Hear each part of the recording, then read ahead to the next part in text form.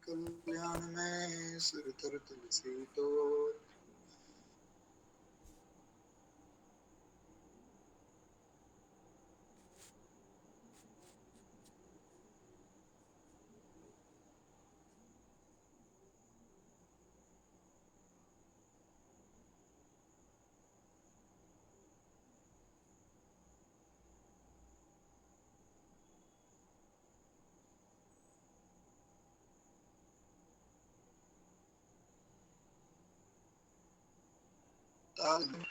वाञ्छाकल्पतरुभ्यश्च कृपा सिन्धुभ्य एव च पतितानां पावनेभ्यो श्रीवैष्णवेभ्यो नमो नमः। संत सरल चित जगत हित जानि स्वभाव स्नेह बाल विनय सुनिकर कृपा श्री रामचरण हृत देव। बंदो संत समान चित हित अनहित नहीं कोई अंजलि गत शुभ शुभ निजिमि सम सुगंध कर दो। बार बार बद बंदो श्रीनाभा भाई जिन काढ़ो गाभा वेद को और भक्त माल रस दे।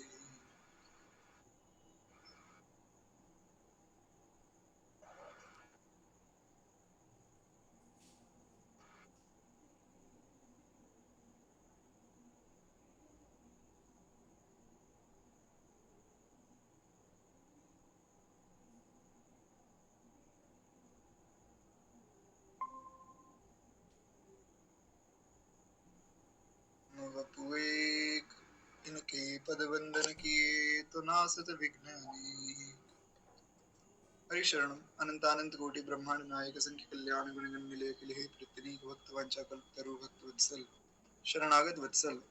भगवान की महती कृपा करुणा से हम आप सब श्री भक्तमाल जी का श्रवण लाभ ले रहे हैं। एक बार प्रेम से बोलिए भक्त वत्सल भगवान की जय।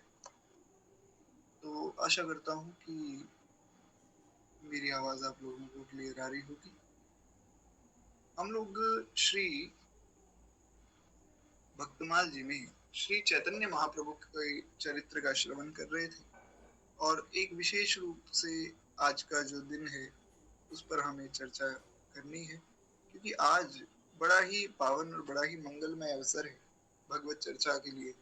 आज जो है श्री भीमसेनी एकादशी, श्री निर्जला एकादशी भी जिसे कहा जाता है, आज निर्जला एकादशी है और बड़ा ही पवित्र आज का अवसर है। ऐसा शास्त्रों में वर्णन आया कि जिस व्यक्ति ने जीवन भर में कोई व्रत नहीं किया या कभी एकादशी का व्रत साल भर भी नहीं किया, वो अगर आज के दिन एकादशी का व्रत करे तो उसे संपूर्ण वर्ष की एकादशी का फल प्राप्त हो जाता है।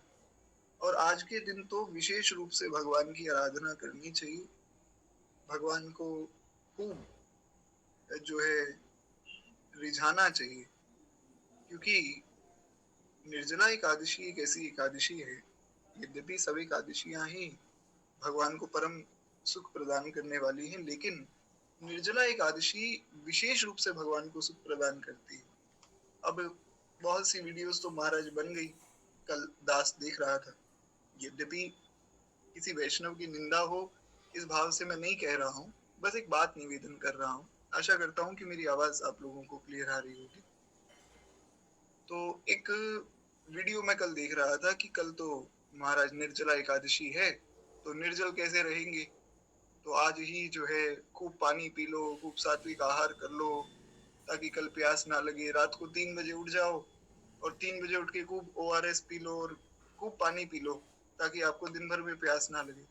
वो सब बातें ठीक है, सब बातों को प्रणाम है, पर ये किसी ने नहीं बताया कि भैया कल निर्जला एकादशी है, खूब प्रेम से जो है कीर्तन करो, खूब कथा सुनो, खूब जो है भगवान का स्मरण करो। निर्जल कैसे रहे, निर्जल कैसे रहे, ये इतना बड़ा विषय हो गया। अरे भगवान का भजन करते करते श्री मीराबाई तो शरीर को ही भूल गई। भक्त तो शरीर को भूल जाता है, तो निर्जल रहना कौन सी बड़ी बात है। और इतना ही अगर बड़ा हो गया निर्जल रहना, तो क्या भजन से बड़ा निर्जल रहना हो गया। इससे अच्छा तो आप जो है फलाहार करके व्रत कर ले। कम से कम भगवान का स्मरण करना आवश्यक है। ठीक है, आप निर्जल रहे उसके लिए भी आपने उपाय पता कर लिया, अच्छी बात है, पर एक जो मुख्य बात है, जो व्रत का वास्तविक अर्थ है, वो तो हम समझे ही नहीं। व्रत किस लिए किया जा रहा है? भगवान की प्रसन्नता के लिए। और हम इसी ऊहापोह में लगे हैं कि महाराज निर्जल कैसे रहें? अरे बिना खाए पिए कैसे रहेंगे? चलो भोजन नहीं करेंगे, इतनी गर्मी है, बिना पानी के कैसे रहेंगे? तो ये जो है मुख्य बात ना हुए, ठीक है हमारे मन में ये भी रहे भाव, पर मुख्य बात हो कि कल भजन कैसे हो। भैया मैं तो सामर्थ्यहीन व्यक्ति हूँ, तो निर्जल रहने की सामर्थ्य दास में तो है नहीं, तो गुरु कृपा से जो जैसा थोड़ा बहुत बनता है सो फलाहार से व्रत कर लिया जावे, उसमें भी कोई आपत्ति नहीं है, पर व्रत कर लिया जावे ये आवश्यक है। अब ना तो व्रत में कोई इतनी भारी निष्ठा है, मुझ जैसे लोगों की तो बिल्कुल भी नहीं है, पर ये है कि गुरुदेव भगवान की आज्ञा है तो करना ही है। तो आप फलाहार रहकर भी अगर व्रत करें तो भी कोई आपत्ति नहीं, पर व्रत करें, स्मरण करें, भगवान का स्मरण बहुत आवश्यक है। गिरधर आओ तो सही, मोहन आओ तो सही, प्रेम रे मंदिर में मीराबाई एकली खड़ी, एकली खड़ी रे मीराबाई एकली खड़ी, मोहन आओ तो सही, गिरधर आओ तो सही, माधुरे मंदिर में मीराबाई एकली खड़ी। श्री मीराबाई पुकार रही है, हमारी पुकार हो भगवान की ओर कि प्रभु हम में उतनी सामर्थ्य नहीं है कि हम निर्जल रह सके, पर ये है कि हे नाथ हम आपका स्मरण करेंगे पूरे दिन, वो श्रेष्ठ होगा, निर्जल रहने से भी श्रेष्ठ होगा कि आप जो है पूरा दिन भगवान को समर्पित करें। ठीक है आपने दूध पी लिया, लेकिन हमारी भावना दूध में नहीं है, हमारी भावना इसमें है कि प्रभु हमारा शरीर उतना सामर्थ्यवान नहीं है, या फिर हमारे अंदर अभी उतना बल नहीं है, और हम आपका भजन करना चाहते हैं, तो शरीर स्वस्थ रहे, आपका भजन बनता रहे, इस भाव से जो है कुछ हम प्रसाद ले रहे हैं, तो भगवान अधिक प्रसन्न होंगे। मैं ये नहीं कह रहा हूं कि निर्जल नहीं रहना चाहिए, मैं तो केवल अपनी असमर्थता को प्रकट कर रहा हूँ महाराज। मुझ जैसे लोग जो उठते ही 9-10 बजे हैं, उनका कल्याण कहाँ होगा? पर यह है कि भगवान की शरण में रहकर जो भी किया जाता है वो सब मंगल में ही होता है। तो खैर हम निर्जला एकादशी की कथा को सुने और उसके महात्म्य को सुनकर जो है अभी भी जितना समय शेष है रात्रि पर्यंत जो है भगवान नाम का संकीर्तन, भगवान नाम का जो है जागरण करना चाहिए और खूब भगवान का स्मरण करना चाहिए। आप निर्जल रहें ना रहें उससे विशेष बात है कि आप जो है व्रत करें, और व्रत का मतलब है भगवान का स्मरण। कीर्तन्य सदा हरि, चैतन्य महाप्रभु का चरित्र हम सुन रहे हैं, चैतन्य महाप्रभु ने यही तो शिक्षा दी कि कीर्तन करो भगवान का, कीर्तन आवश्यक है। अब व्रत में तो महाराज लोग तो बहुत लंबी लिस्ट भी निकाल देते हैं, ये अमुक जो है अब तो पिज्जा बर्गर भी आने लग गए, कुट्टू के आटा का जो है पिज्जा भी आ रहा है मैंने सुना। वो कोई इतनी बड़ी विशेष बात नहीं है, विशेष बात है भजन करना। तो अब मैं पुनः एक बार निवेदन करूं कि मेरी बात को अन्यथा ना लिया जावे। जो लोग निर्जल कर रहे हैं आपके आसपास में भी खूब उन्हें प्रणाम है, और ऐसे वैष्णवों को तो वे तो साक्षात भगवत स्वरूप ही होते जिनमें ऐसे सामर्थ्य प्रभु कृपा से है। तो बात है श्री युधिष्ठिर जी और भगवान कृष्ण के बीच में एक संवाद चला। युधिष्ठिर जी ने कहा कि हे जनार्दन, अपरा का सारा महात्म्य मैंने सुन लिया, अपरा एकादशी का सारा महात्म्य आपने मुझे सुनाया। अब जो है ज्येष्ठ मास के शुक्ल पक्ष में जो एकादशी आती है उसका वर्णन आप कीजिए। आशा करता हूँ कि मेरी आवाज आप लोगों को क्लियर आ रही होगी। बहुत सावधानी से हम इस कथा को सुने, और बहुत सुंदर कथा है और बहुत गंभीरता से सुने। मुख्य रूप से यही मेरा निवेदन हर बार हर कथा में रहता है कि ये मार्ग बड़ा सरल है, और इस मार्ग में बहुत सी ऐसी बातें हैं जो बहुत सरल हैं, लेकिन दिक्कत ये है कि हम संसार में इतना उलझ जाते हैं, अमुक को भी सुन ले और तमुक को भी सुन ले, गंभीरता से किसी एक को नहीं सुनते, इसलिए हम थोड़ा सा भटक जाते हैं। पर अगर आप बहुत सावधानी से जो है एक बात को पकड़ लें तो आपका जीवन बड़ा जो है कोमल होगा, बड़ा ही सरल रूप से आप इस मार्ग को समझ पाएंगे। बहुत ज्यादा कुछ करना नहीं, या अंदर की बात ये कि कुछ भी नहीं करना है, आपको बस भगवान का होना है। श्री गोस्वामी जी ने कहा कि कल्याण कैसे हो। अब महाराज किस प्रकार से कल्याण होगा, बड़ी भारी दुविधा है। कोई कहता है कि योग करो, कोई कहता है ध्यान करो, कोई कहता है भक्ति करो, निर्जल रहो। अब मान लीजिए आप तो सब वैष्णव जन हैं, मैं मेरे जैसे व्यक्ति की, एक सामान्य व्यक्ति की उदाहरण लेता हूँ कि मैं तो प्रभु कृपा से जो है गुरुदेव भगवान की शरण में हूँ। तो बस जो है यही है कि महाराज जी के हैं, और तो कुछ गुण है नहीं।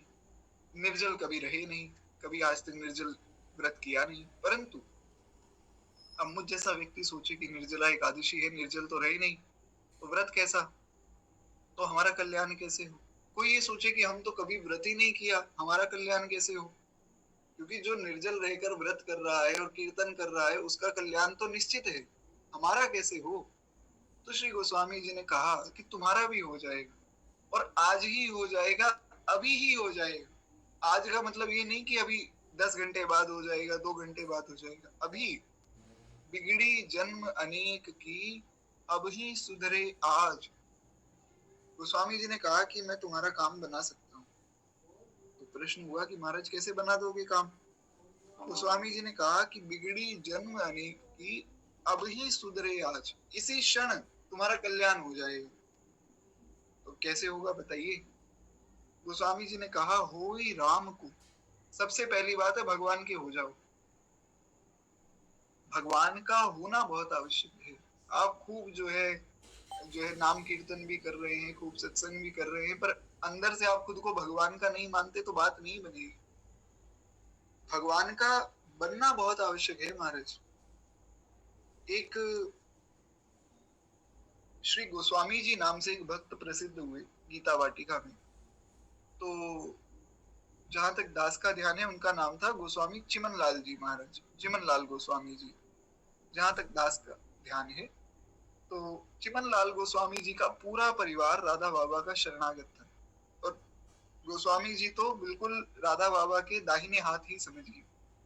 तो श्री चिमन लाल गोस्वामी जी की जो बहन थी, वे राधा बाबा को अपना बड़ा भाई मानती थी। उन्होंने संबंध बना लिया राधा बाबा से।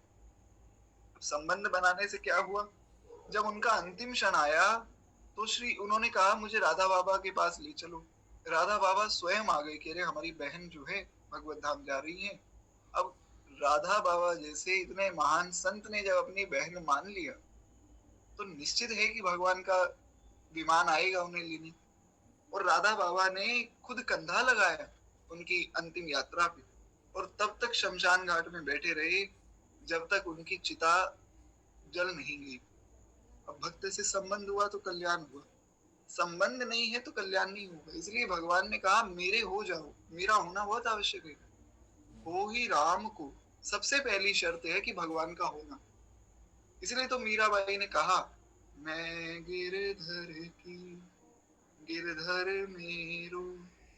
बस एक ही बात मैंने पकड़ी है कि मैं गिरधर की गिरधर मेरो। बाकी अब संसार कुछ भी कहता रहे तो कहता रहे, मैं तो अब गिरधर की हूँ। इसलिए जब मीराबाई का विवाह भी हुआ तो सब लोग रो रहे हैं, बड़ा जो है विलाप कर रहे हैं कि अरे मीरा जा रही है। पर मीराबाई ने कहा कि अरे तुम बावरे हो, तुम रोते क्यों हो, मैं किसी राजा के यहाँ थोड़ी जा रही हूँ।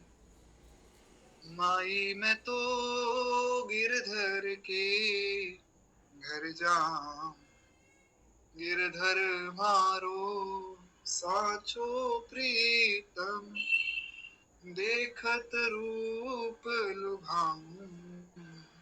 माई मैं तो गिरधर के घर जाऊं।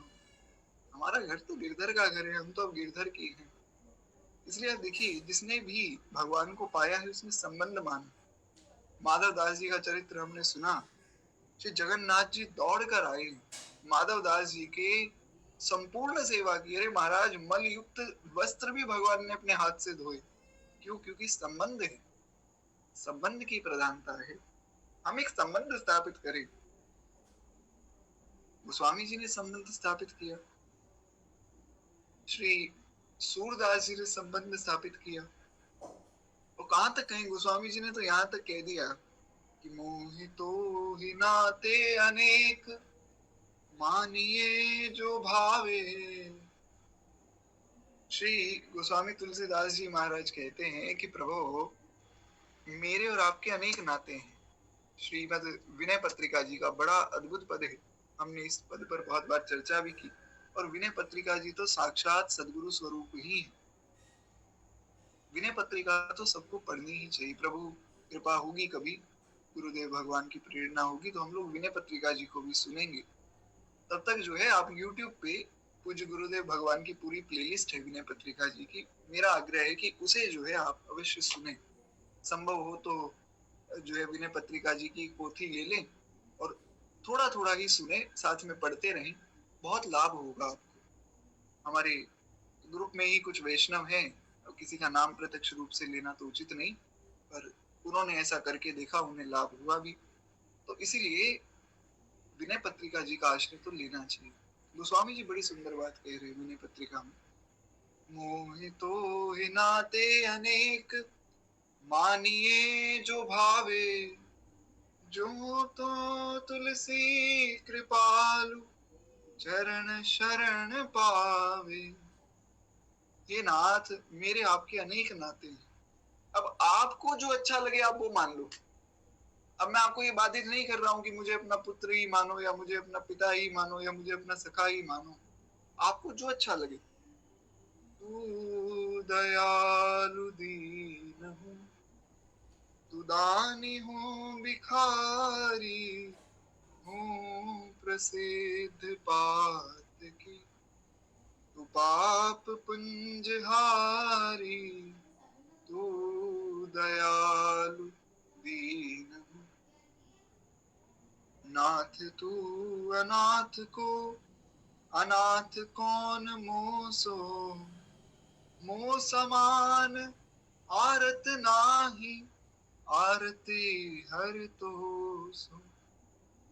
ब्रह्म तू जीव हूँ, तू ठाकुर हूँ चेरो, तात मात गुरु सखा, तू सब विधि हित मेरो, तू दयालु दीन, तू दानी हो भिखारी, हो प्रसिद्ध पात की, तू पाप पुंजहारी। तो हो ही राम को। एक बार प्रेम से बोलिए श्री भक्त वत्सल भगवान की जय। तो हो ही राम को। इसलिए श्री गोस्वामी जी ने कहा, मानिए सब ही राम के नाते। सबको जो है श्री राम जी के नाते से, श्री राम जी के संबंध से मानो। तो मानिए सब ही राम के नाते। तो सबसे पहली शर्त है कि हो ही राम को। फिर दूसरी शर्त है नाम जप। राम जी का होके नाम जपो। भगवान नाम की ऐसी अद्भुत सामर्थ्य है कि महाराज नाम ने किसको किसको नहीं तारा। हर एक प्राणी को भगवान नाम ने तारा। तो श्री भगवान का नाम जप हो। और तीसरी शर्त, तुलसी तजी को समाज। एक बात गोस्वामी जी ने कहा करनी है और एक नहीं करनी। बस दो बातें बता रहा हूं, ज्यादा कुछ नहीं करो। पहली बात तो भगवान के हो जाओ, भगवान को अपना मान लो। दूसरी बात, भगवान का नाम जपो और कुसमाज को त्याग दो। कोई व्यक्ति जिसकी चेष्टा आपको भगवान से एक क्षण के लिए भी दूर करे, कोई व्यक्ति हो, वस्तु हो, उसको त्याग दो। अजिताहि कोटि वैरी सम, यद्यपि परम स्नेही जाके, प्रिय न राम वैदेही जाके, प्रिय न राम वैदेही जाके, प्रिय न राम वैदेही, तजी ताहि कोटि वैरी सम, यद्यपि परम स्नेही। तो हो ही राम को नाम जप और तुलसी तजी को समाज। उससे होगा क्या? बिगड़ी जन्म अनेक की, अब ही सुधरे आज, इसी क्षण कल्याण हो जाए। कई बार प्रिंस महाराज की जय। इसलिए ही तो अब देखिए सनकादिकों ने तो यही गाया। उनका तो मंत्र ही यही है, हरि शरणम, हरि शरणम, हरि शरणम, हरि शरणम। हरि शरणं हरि शरणं हरि शरणं हरि शरणं।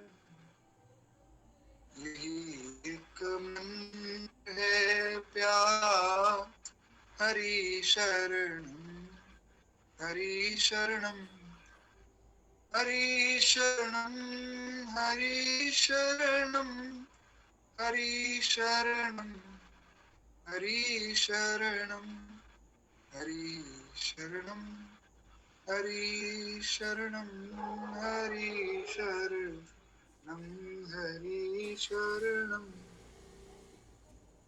अब यही मंत्र सबने गाया है। यही उपदेश नारद को दिया था श्याम सुंदर ने, निकाला नाद वीणा से, हरि शरणम हरि शरणम हरि शरणम हरि शरणम हरि शरणम हरि शरणम।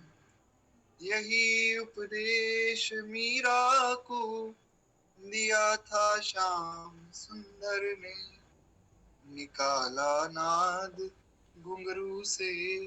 जब मीराबाई नाच रही थी तो मीराबाई के घुंघरू से क्या आवाज आई? हरि शरणम हरि शरणम। सखा सब प्रेम से बोलो, हरि शरणम हरि शरणम। यही उपदेश द्रौपदी को दिया था श्याम सुंदर ने, निकाला नाद साड़ी से, हरि शरणम हरि शरणम हरि शरणम हरि शरणम हरि शरणम हरि शरणम। यही उपदेश अर्जुन को दिया था श्याम सुंदर ने। अर्जुन ने क्या किया? निकाला नाद गीता से, हरि शरणम हरि शरणम। क्या है गीता का सार जो अर्जुन ने पकड़ा? हरि शरणम हरि शरणम हरि शरणम हरि शरणम हरि शरणम हरि शरणम हरि शरणम हरि शरणम। बोले श्री भक्तवत्सल भगवान की जय। हरि शरणम यही सार है। अब देखिए इसमें भगवान का नाम भी आ गया, इसमें कीर्तन भी हो गया, इसमें शरणागति भी आ गई, सब आ गए। तो इस प्रकार से होई राम को नाम जप, तुलसी तजी को समाज। यही मुख्य धारा हमारे जीवन की बने। हम भगवान के हो जाए, भगवान का होकर भगवान की चर्चा करें, भगवान के विषय में ही सुने, भगवान के विषय में ही बोलें और अन्य दूसरी कोई बात करे ही नहीं। आप देखिए जब द्रौपदी जी की भरे दरबार में लाज जा रही है तो द्रौपदी जी ने क्या किया? संसार महाराज बड़ा झूठा है। अपने पतियों ने भी नहीं देखा, द्रौपदी को नहीं बचाया, भीष्म पितामह आदि ने भी नहीं बचाया, किसी ने नहीं बचाया। भरे दरबार में जब द्रौपदी की लाज जाती थी, विकल होकर के उच्चारा, हरि शरणम हरि शरणम हरि शरणम हरि शरणम हरि शरणम हरि शरणम। हम विचार करें, संसार बड़ा धोखेबाज है। बात बात में संसार हमें छोड़ देता है। आप विचार करिए, अपने जीवन को देखिए टटोल कर, संसार कहाँ काम आया? लोग कहते हैं महाराज हमने तो खूब किया, उन्होंने हमारे लिए नहीं किया। संसार का स्वरूप ही है। विभीषण जी ने खूब समझाया, महाराज रावण ने लात मार दी, हुआ अपमान लंका की सभा में, जब विभीषण का, विभीषण जी का अपमान हुआ पूरी सभा में, रावण ने अपने भाई को लात मार दी। क्या किया विभीषण ने? उठी आवाज हृदय से, हरि शरणम हरि शरणम, हरि शरणम, हरि शरणम, हरि शरणम, हरि शरणम। दौड़ कर गए महाराज भगवान के पास। श्रवण सुजस सुनि आए हूँ, प्रभु भंजन भव भीर। त्राहि त्राहि आरती हरण, शरण सुखद रघुवीर। हरि शरणम करते सबका कल्याण हुआ। इसलिए हो ही राम को नाम जप, तुलसी तजि को समाज।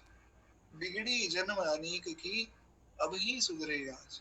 तो स्वामी जी कह रहे हैं अभी आज ही इसी क्षण कल्याण हो जाएगा। बस भगवान के होकर भगवान का नाम जपो, और कुछ करने की आवश्यकता नहीं। तो खैर एक बार प्रेम से बोलिए भक्त वत्सल भगवान की जय। अब हम लोग जो है कथा में प्रवेश करें। युधिष्ठिर जी ने कहा कि प्रभु, ज्येष्ठ शुक्ल पक्ष की जो एकादशी है उसका वर्णन आप हमें सुनाइए। तो भगवान श्री कृष्ण बोले, हे राजन, इसका वर्णन परम धर्मात्मा सत्यवती नंदन व्यास देव जी ने किया है। सत्यवती जी के पुत्र हुए श्री व्यास जी। तो क्योंकि संपूर्ण शास्त्रों के तत्वज्ञ और वेद वेदांगों के पारंगत विद्वान हैं, तो व्यास जी जो है इसका वर्णन करके तुम्हें सुनाएंगे। तब श्री वेद व्यास जी ने कहा कि दोनों ही पक्षों में एकादशी को भोजन ना करें। बहुत सरल सामान्य सीधी सीधी बात है। जिन लोगों को गुरु आज्ञा है अपनी परंपरा के अनुरूप, जैसे हरिदासी परंपरा है, हरिवंशी परंपरा है, वे अपनी परंपरा के अनुरूप चले। पर बाकी जितने लोग हैं उनके लिए कहा गया कि दोनों ही पक्षों में एकादशियों को भोजन ना करें। द्वादशी को स्नान आदि से पवित्र होकर फूलों से भगवान केशव की पूजा करके नित्य कर्म समाप्त करने के बाद पहले ब्राह्मण को भोजन दें, अंत में स्वयं भोजन करें। राजन, और जनाना शौच और मरना शौच में भी एकादशी को भोजन नहीं करना चाहिए। सूतक पातक में भी एकादशी नहीं छोड़नी। लोग महाराज सबसे पहले बहाना ये ढूंढते हैं कि प्रभु जी घर में किसी की मृत्यु हो गई, तिलक लगाना छोड़ दें, एकादशी छोड़ दें। अरे भैया, किसी की मृत्यु हुई है तो ये सोचो उसका कल्याण कैसे हो। क्या हम सब बैठकर मिलकर कीर्तन करें? अरे नहीं नहीं, भगवान का नाम तो नहीं ले सकते। क्यों नहीं ले सकते? क्योंकि कोई मर गया घर में, तो अब 13 दिन जो है पूजा नहीं होगी।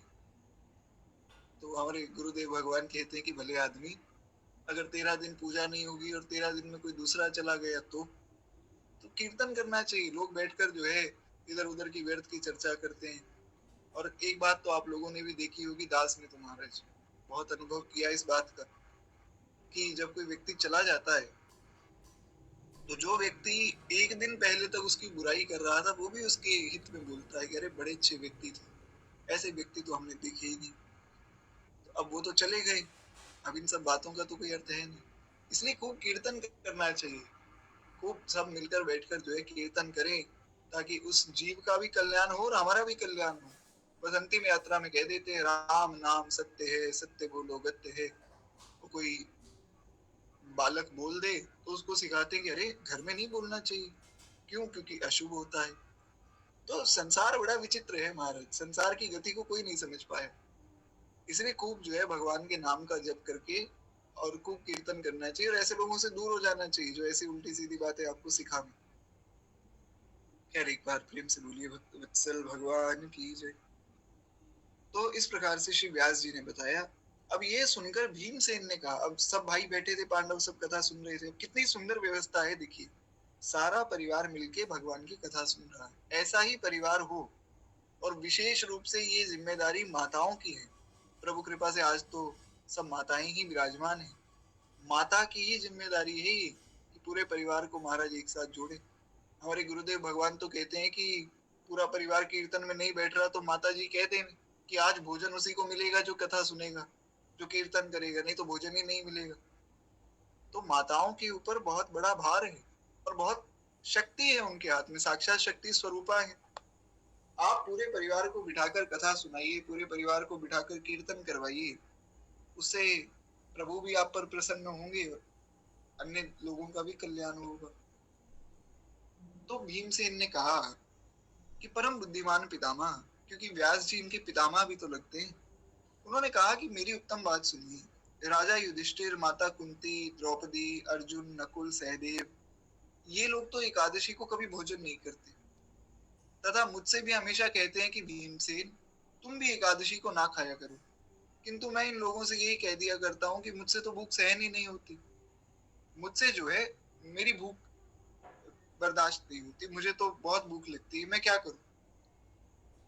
अब आशा करता हूं कि मेरी आवाज क्लियर आ रही होगी। बहुत ज्यादा विस्तार की आवश्यकता है नहीं, सीधा सीधा संवाद है, तो हम इस संवाद को सुने। कुछ अगर विस्तार होगा तो मैं आप लोगों को बताऊंगा प्रभु कृपा से।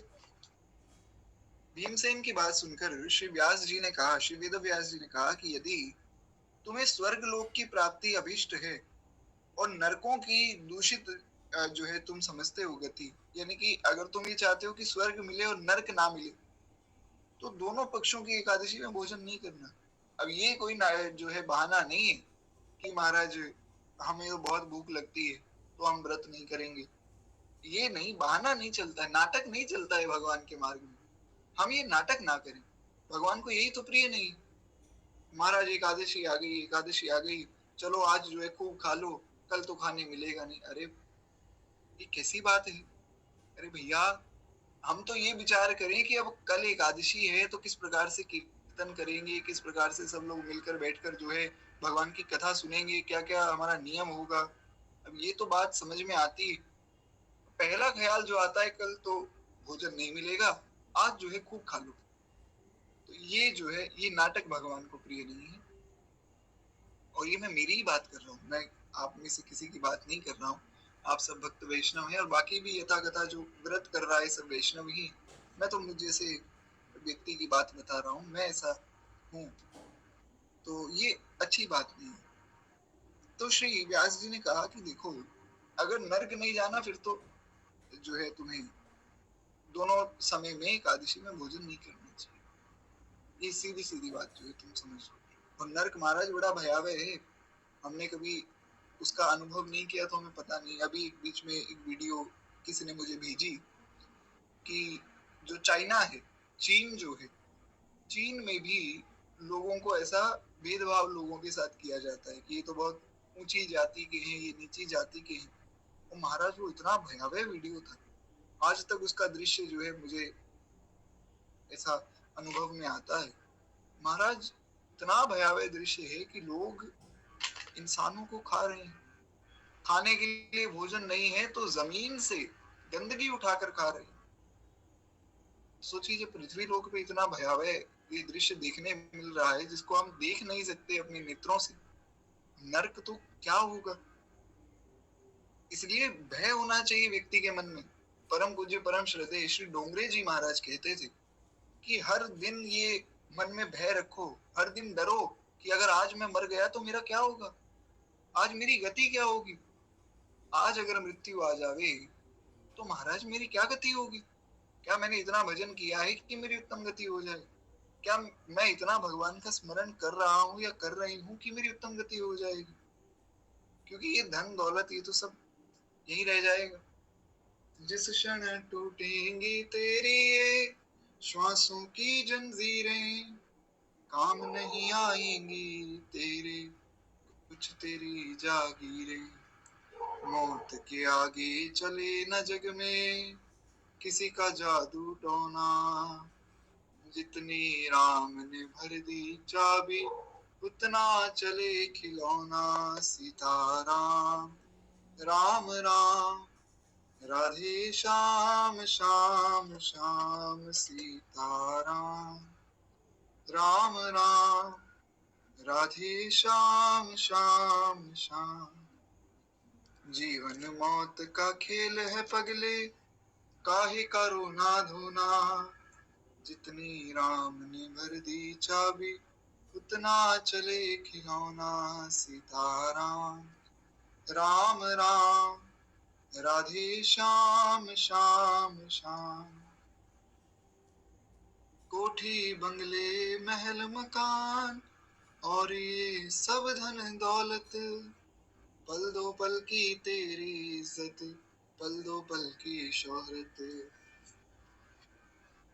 ये केवल पल दो पल ही साथ रहते हैं महाराज, क्योंकि आज जो पाया तूने जग में, कल पड़ेगा खोना।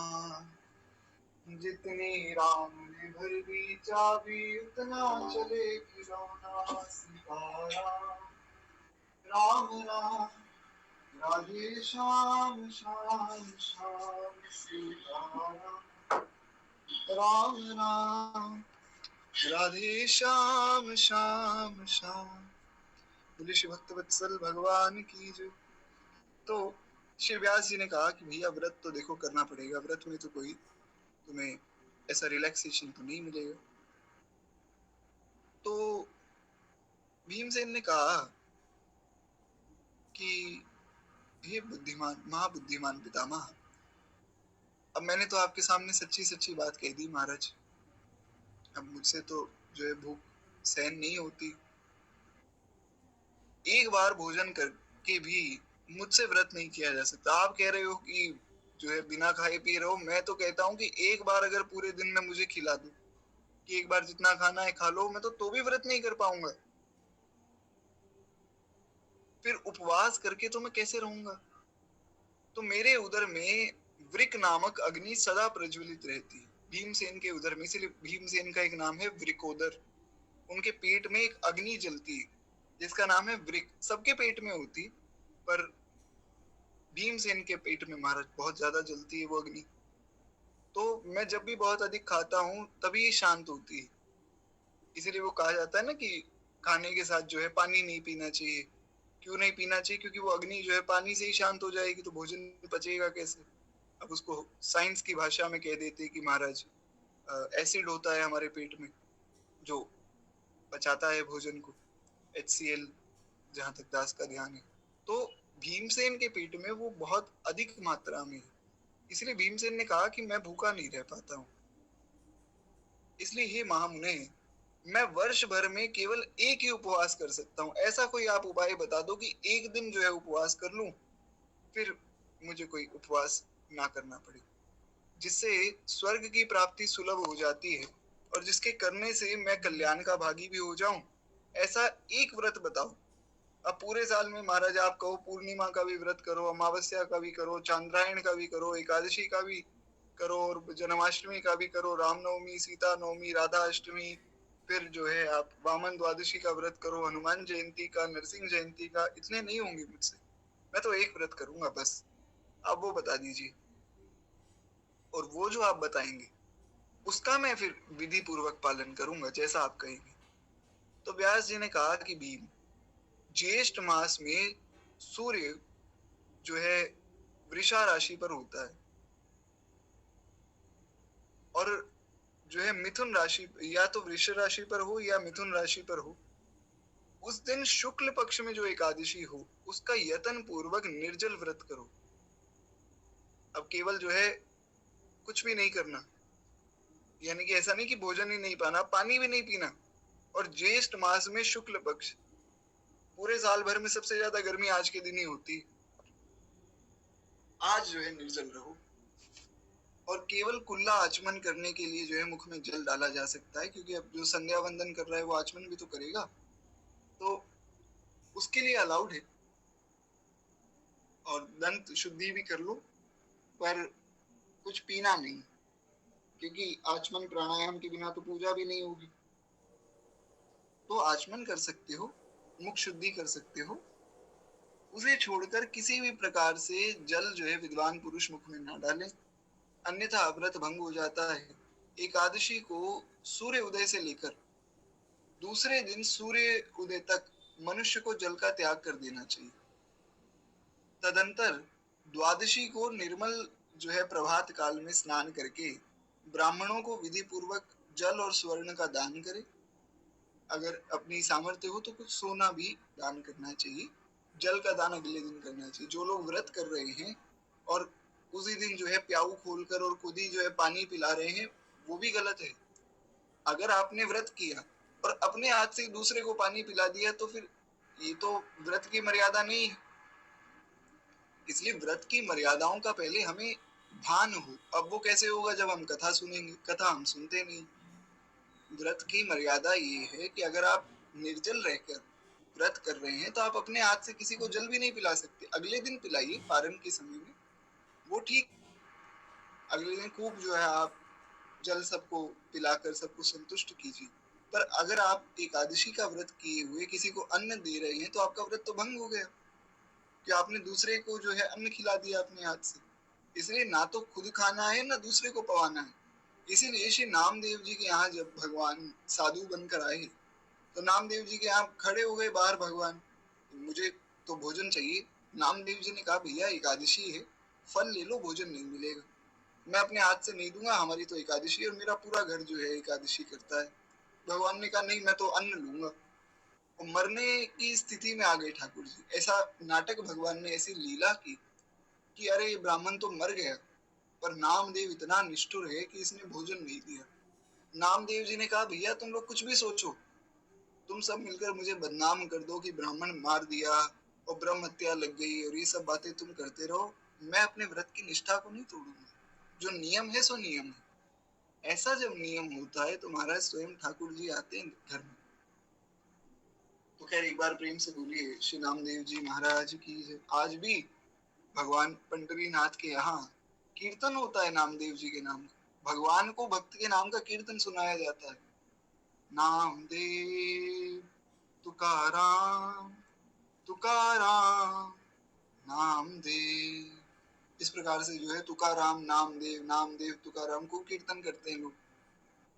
तो इस प्रकार से जो है व्रत की भी कुछ मर्यादाएं हैं, उनका पालन हो। तदंतर जो है द्वादशी को फिर ब्राह्मण को विधिवत रूप से दान देकर उनसे क्षमा मांगनी चाहिए। ब्राह्मण देवता, हमसे कुछ अपराध हुआ हो तो आप क्षमा करें, क्योंकि ब्राह्मण भगवान की विभूति, साक्षात भगवान ही है। ऐसी हमारी श्रद्धा ब्राह्मणों में हो।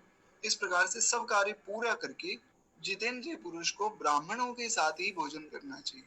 वर्ष भर में जितनी एकादशियां होती हैं उन सबका फल निर्जला एकादशी के सेवन से मनुष्य को मिल जाता है। और अगर जो लोग साल भर में एकादशी कर रहे हैं, अगर वो निर्जल ना रह सके तो भी कोई बात नहीं, तो भी कम से कम एकादशी का व्रत अवश्य करें। अब एक बालक के विषय में भी आज सुनने में मिला कि वे क्या कर रहे हैं कि खूब जो है फल पा रहे हैं पर जल नहीं पी रहे। तो मैंने पूछा ऐसा क्यों? बोले वो उनका कहना है कि निर्जला है तो जल नहीं पीना है, फल तो पा सकते हैं।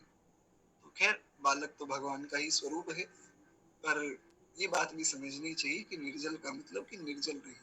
अगर आप नहीं रह पा रहे हैं, कोई बहुत अति वृद्ध है या अति रोगी है तो व्रत करें, पर जो है फिर उसमें भी ये सावधानी रखें कि फल ले ले, थोड़ा सा दूध ले ले, इससे अधिक ना ले तो श्रेष्ठ है। बाकी तो जैसी ठाकुर जी की इच्छा। तो खैर इस प्रकार से वर्ष भर की एकादशी अगर आप नहीं कर पाए, एक दिन कर लिया निर्जल तो सबका फल प्राप्त हो जाएगा। शंख चक्र और गदा धारण करने वाले भगवान केशव ने मुझसे कहा था।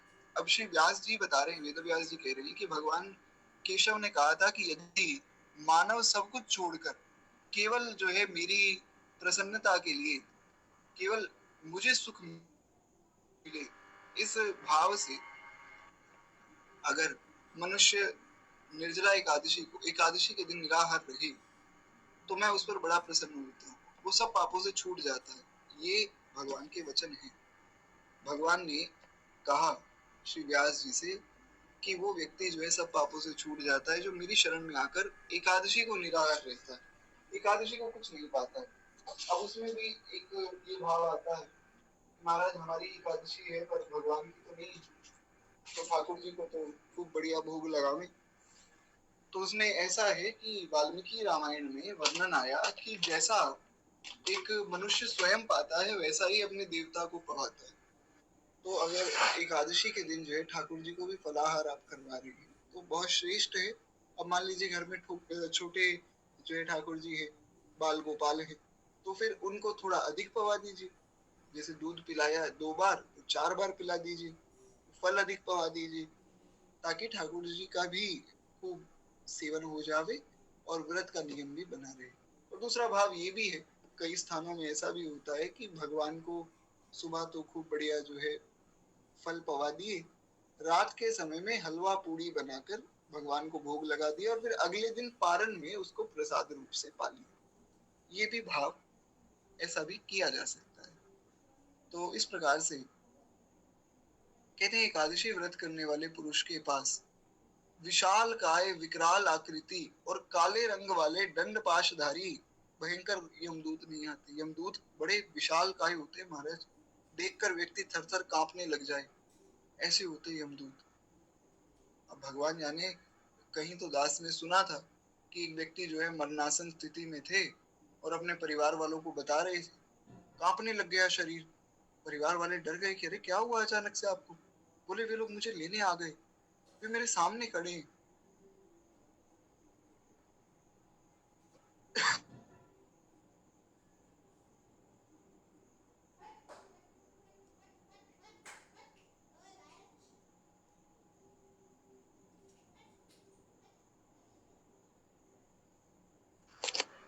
नारायण, आशा करता हूँ कि मेरी आवाज क्लियर आ रही होगी आप लोगों को।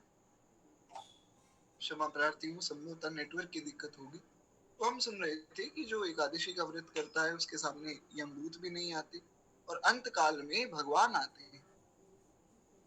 भगवान जो है पीताम्बर धारण किए हुए सौम्य स्वभाव वाले श्री ठाकुर जी के जो दूत हैं वे आते हैं हाथ में सुदर्शन धारण करके, और बिल्कुल भगवान के जैसा ही रूप, बिल्कुल जैसे ठाकुर जी वैसे ही भगवान के भक्त होते हैं वैकुंठ में।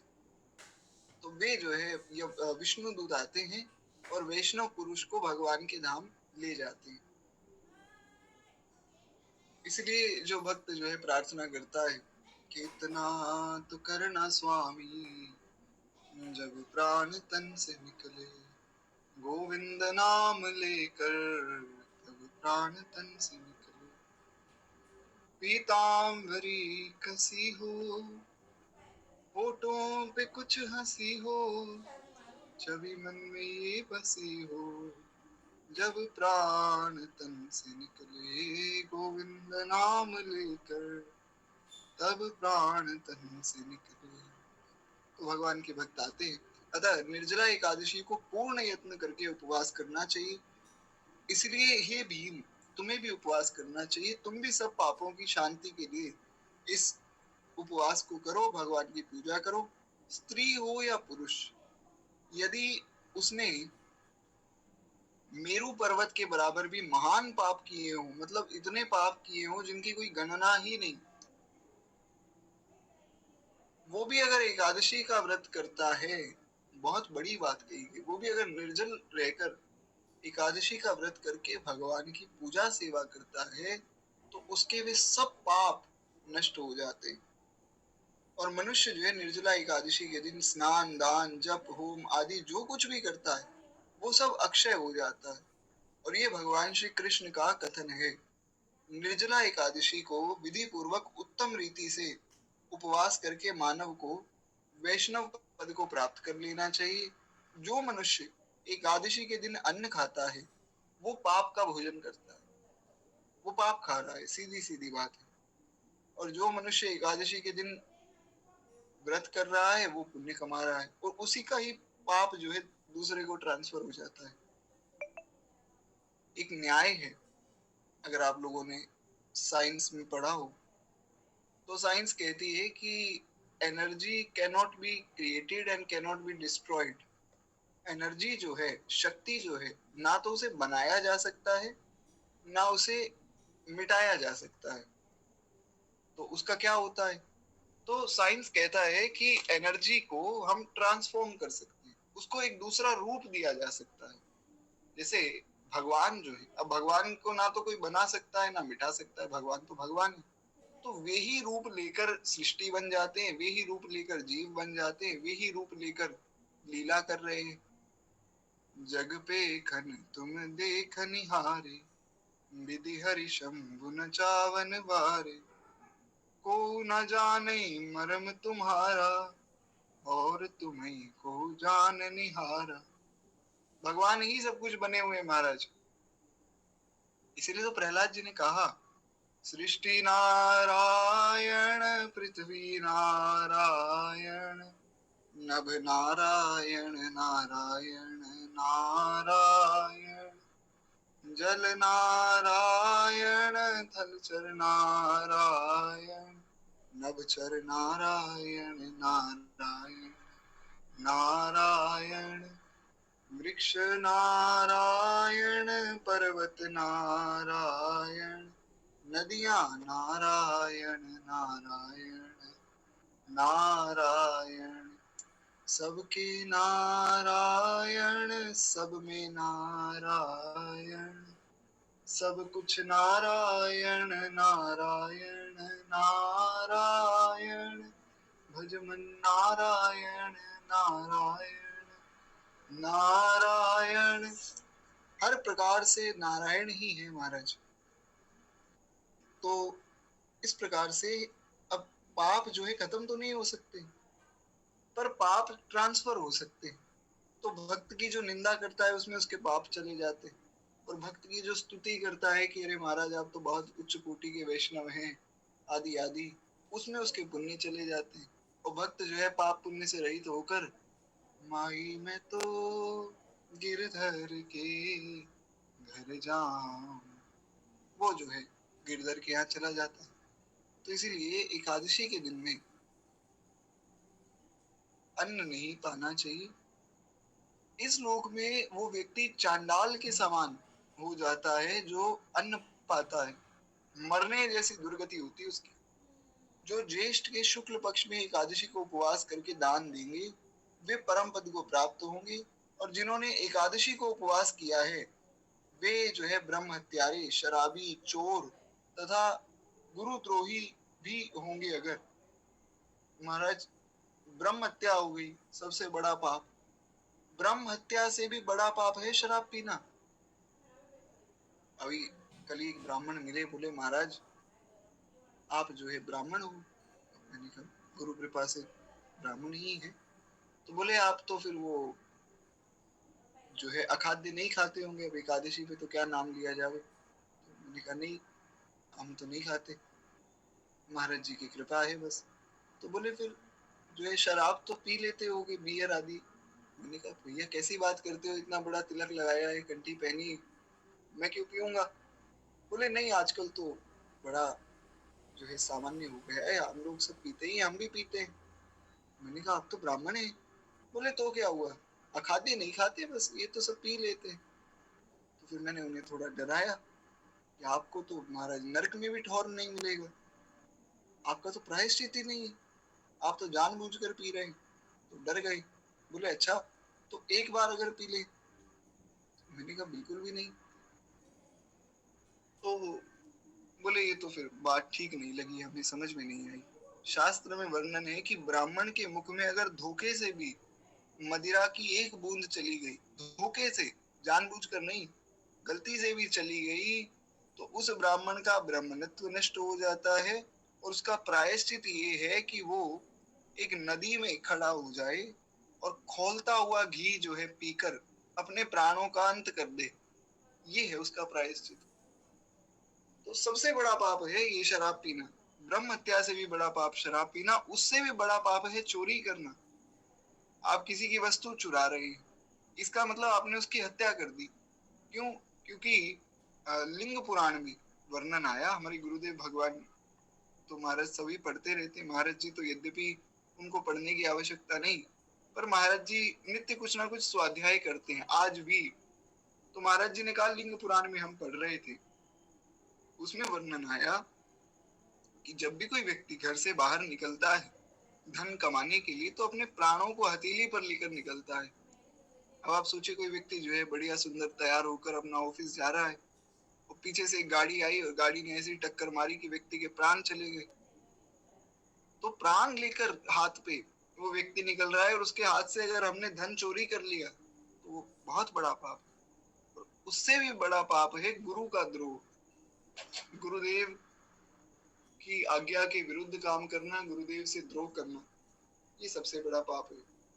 तो अब जो है ये बात समझ में आई कि कोई इतना बड़ा पापी भी क्यों ना हो, लेकिन अगर वो एकादशी का व्रत करता है तो सब पापों से मुक्त हो जाता है। एकादशी का व्रत करे, नाम कीर्तन करे, खूब भगवान की कथा सत्संग सुने, सब पापों से मुक्त हो जाएगा। हमारे यहाँ हरिवंशी परंपरा में कहा गया कैसो हुई पापी क्यों न हुए, हरिवंश नाम जो ले, अलख लड़े तेरी जके, महल खवासी रे। तो भगवान के नाम में बड़ी सामर्थ्य है महाराज। अब कितनी मधुर एकादशी की कथा है, आप देखिए लगभग 1 घंटा हो गया, अभी तो पता ही नहीं लगा। तो थोड़ा सा समय और दीजिएगा। मैं तो सत्य बताऊं, मुझे तो भान ही नहीं रहा कि आज 1 घंटा हो गया चर्चा करते करते। बड़ी कृपा है ठाकुर जी की। तो केवल 10-15 मिनट आप और दीजिए, फिर हम जो है वाणी को विश्राम देंगे। कहते हैं, हे कुंती नंदन, निर्जला एकादशी के दिन श्रद्धालु स्त्री पुरुषों के लिए जो विशेष दान और कर्तव्य विहित है, यानी कि जो जो बातें बताई गई कि ऐसे दान करो, ऐसा कर्तव्य करो, अब उसे सुनो क्या क्या शास्त्रों में बताया गया। अब बहुत सावधानी से सुनना चाहिए, सब लोग ये काम करें। एकादशी, अब जैसे आज तो एकादशी हो गई, अब रात के समय में जागरण करें, कीर्तन करें, वो तो करना ही है। अगली एकादशी से इन सब बातों का भी ध्यान रखें। मैं क्षमा प्रार्थी हूँ, सुबह कथा नहीं हो पाई। भाव यही था कि सुबह सुबह हम सब नियम सुन लेंगे, पर जैसी ठाकुर जी की इच्छा। तो कहते हैं, उस दिन जल में शयन करने वाले भगवान विष्णु का पूजन करें। सबसे पहली बात भगवान का पूजन, फिर जलमयी धेनु का दान करें। गो माता का दान करना चाहिए। अगर सामर्थ्य हो तो गो दान करें, नहीं हो सामर्थ्य उतनी तो गो माता की सेवा करें। गौशाला आदि जाकर गो माता की सेवा कीजिए, अथवा प्रत्यक्ष धेनु या फिर घृतमयी धेनु का दान उचित। और फिर जो है पर्याप्त दक्षिणा और भांति भांति के मिष्ठानों के द्वारा यत्न पूर्वक ब्राह्मणों को संतुष्ट करें। ये अगले दिन की बात बताई जा रही है। और ऐसा करने से जो है ब्राह्मण जब संतुष्ट होंगे तो भगवान भी संतुष्ट हो जाएंगे। ब्राह्मणों के संतुष्ट होने पर नारायण संतुष्ट होंगे। जिन्होंने शम दम और दान में प्रवृत्त होकर श्री हरि की पूजा की, रात को जागरण किया और निर्जल रहकर व्रत किया, उन्होंने अपने साथ ही बीती हुई 100 पीढ़ियों का कल्याण कर दिया। बीती हुई 100 और आने वाली 100। इसलिए कोई वैष्णव अगर पैदा हो जाता है ना घर में, तो पितृ नाच उठते हैं महाराज। पितृलोक में वो उछल उछल कर कीर्तन करते हैं कि आज हमारे घर में जो है कोई वैष्णव आया है, आज कोई भगवान का भक्त आया है, अब हमारा कल्याण होगा। एक वैष्णव की क्या महिमा है, ये हम नहीं समझ सकते। इसलिए कोई वैष्णव दिखे तो हमारे गुरुदेव भगवान तो कहते हैं, ऐसा मानो कि ये नारायण ही आ गए मेरे सामने, प्रणाम करना चाहिए। रैदास जी ने कहा कि आज के दिवस की मैं जाऊं बलिहारा, मेरे घर आया राजा राम जी का प्यारा। सब संतों ने गाया। कबीरदास जी ने कहा, मेरे मन में तो यही बड़ो चाव, संतन को देखूं आव तो। मलुकदास जी ने कहा, हाथ जोड़ खड़े हो जिए जब साधु आवे। मलुकदास जी ने कहा कि महाराज हाथ जोड़कर खड़े हो जाओ जब साधु आए, और साधु गर्दन मांग ले तो तुरंत गर्दन काट दो, विचार किए बिना गर्दन काट के चढ़ा दो उनके चरणों में। ये है संत की महिमा। अरे भगवान जिनके चरणों की वंदना करते हो, उनकी क्या महिमा कही जाए। इसीलिए तो कहा गया कि महिमा तेरी कहा कहूं श्री हरिवंश दयाल, तेरे द्वारे लुटत है सहज लाडली लाल। श्री हरिवंश महाप्रभु के विषय में कहा गया कि हे आचार्य चरण, हे गुरुदेव, हे महाप्रभु, आपकी क्या महिमा कही जाए। भगवान जिनके द्वार पर सहज मिल जाते, तो भक्त की महिमा को समझ पाना, कह पाना, ये तो भगवान के लिए भी संभव नहीं। खैर एक बार प्रेम से बोलिए श्री भक्त वत्सल भगवान की जय। कहते निर्जला एकादशी के दिन अन्न, वस्त्र, गो, जल, शैया, सुंदर आसन, कमंडल और छाता, इनका दान करना चाहिए। जो श्रेष्ठ एवं सुपात्र ब्राह्मण को जूता दान करता है, वो सोने के विमान पर बैठकर स्वर्गलोक जाता है। जो इस एकादशी की महिमा को भक्ति पूर्वक सुनता है और जो भक्ति पूर्वक इसका वर्णन करता है, वे दोनों ही स्वर्गलोक जाते हैं। चतुर्दशी युक्त अमावस्या को सूर्य ग्रहण के समय में श्राद्ध करके मनुष्य जिस फल को प्राप्त करता है वो फल केवल इस एकादशी के श्रवण से मिल जाता है। यानी कि आज जो है हम सबको वो फल प्राप्त हुआ जो फल फिर जल का घड़ा संकल्प करते हुए कुछ भगवान से प्रार्थना करनी चाहिए। जल का जो घड़ा दान किया जाता है तो उसमें फिर प्रार्थना करनी चाहिए, देव देव ऋषिकेश संस्कारण वर्तक, हे देव देव ऋषिकेश, हे प्रभु आप जो है सब प्रकार से सब बातों को पूर्ण करने वाले हैं, तो संसार को तारने वाले ही ऋषिकेश, इस जल के घड़े के दान को करने में मेरी परम गति हो, ऐसी जो है प्रार्थना करनी चाहिए। उदकुंभ प्रदानेन नयमा पराम गति, इस प्रकार से मंत्र बोल के देव देव ऋषिकेश संस्कारण वर्तक उदकुंभन प्रदानेन नयमान पराम गति। तो भीमसेन ज्येष्ठ मास में शुक्ल पक्ष की जो एकादशी है वो शुभ होती है, उसका निर्जल व्रत करना चाहिए। उस दिन श्रेष्ठ ब्राह्मण को शक्कर के साथ जल के घड़े का दान करना चाहिए और ऐसा करने से मनुष्य जो है भगवान के समीप पहुंचकर आनंद का अनुभव करता है। तत्पश्चात द्वादशी को जो है ब्राह्मणों का भोजन करा के फिर स्वयं भोजन करना चाहिए। जो इस प्रकार से पूर्ण रूप से पाप नाशिनी एकादशी का व्रत करता है वो सब पापों से मुक्त होकर और अनाम्य पद को प्राप्त होता है। जो पद किसी को प्राप्त नहीं हो सकता वो पद उसको मिलता है। यह सुनकर भीमसेन भी इस शुभ एकादशी का व्रत करने लगे और तब से ये लोक में पांडव द्वादशी के नाम से विख्यात हुई। अगली जो द्वादशी आएगी, अब कल इसको पांडव द्वादशी कहा जाएगा और आज की जो एकादशी है इसलिए इसको भीमसेनी एकादशी भी कहा गया। तो खैर एक बार प्रेम से बोलिए श्री भक्तवत्सल भगवान की जय, बाल कृष्ण लाल की जय, उमापति महादेव की जय, श्री निर्जला एकादशी की जय, समस्त पांडवों की जय, समस्त भक्त वैष्णवों की जय, समस्त ब्रजवासी की जय, श्री भक्तमाल भगवान की जय, आज के आनंद की जय। जय जय श्री सीताराम, जय जय श्री राधे श्याम, नमः पार्वती पतये, हर हर महादेव शंभु हर। तो अभी के लिए आप सबसे आज्ञा चाहूंगा, गलती भूल के लिए क्षमा कीजिएगा। नारायण नारायण। किसी का कोई प्रश्न हो तो सुबह हम कथा में जुड़ेंगे 6 बजे, वहां चर्चा कर लेंगे। अभी जो है आप सबसे आज्ञा चाहूंगा। नारायण नारायण। खूब जो है कीर्तन करें, खूब भगवान का स्मरण करें रात्रि के समय में, और संभव हो तो विनय पत्रिका जी की पूज्य गुरुदेव भगवान की प्लेलिस्ट है, आप उसे सुन सकते हैं। एकादशी का परम पावन अवसर है, इस लाभ को जो है गंवाना नहीं चाहिए। तो कल सुबह जो है 6 बजे कथा होगी, हम श्री चैतन्य महाप्रभु के चरित्र को सुनेंगे। नारायण।